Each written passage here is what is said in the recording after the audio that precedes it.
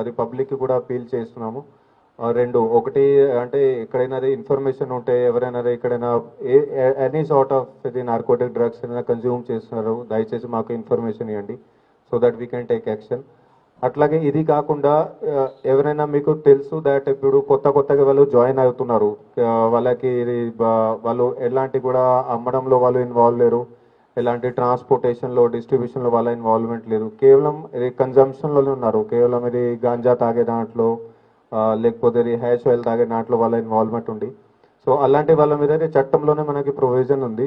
వాళ్ళు ఒకవేళ వాళ్ళు ట్రీట్మెంట్కి ఒప్పుకుంటే దట్ మేము అక్కడ డిఎడిక్షన్ ట్రీట్మెంట్, మన దగ్గర డిఎడిక్షన్ సెంటర్ ఉంది, ఎంజిఎం హాస్పిటల్లో ఉంది, అట్లాగే నర్సంపేట గవర్నమెంట్ హాస్పిటల్లో ఉంది, దాన్ని జనగాం గవర్నమెంట్ హాస్పిటల్లో కూడా ఉంది.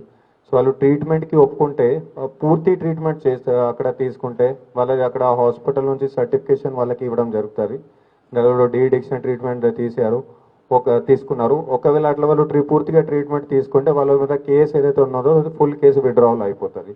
సో అది చట్టంలోనే, ఎన్డీపీఎస్ చట్టంలోనే అది ప్రొవిజన్ ఉంది.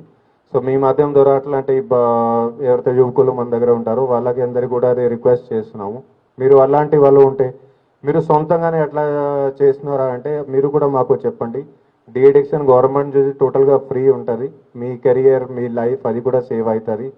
అట్లాగే మీ మీద కేసు ఏదైనా ఉంటే అది కేసు కూడా టోటల్గా విత్డ్రాల్ చేయడం జరుగుతుంది. అండ్ మీరు కూడా అది నార్మల్గా మీ ఫ్యూచర్, మీ లైఫ్, మీ ఫ్యామిలీ తోటి మీ కెరియర్స్ని మీరు కూడా ప్రాపర్గా పర్సూ చేయొచ్చు. ఓకే.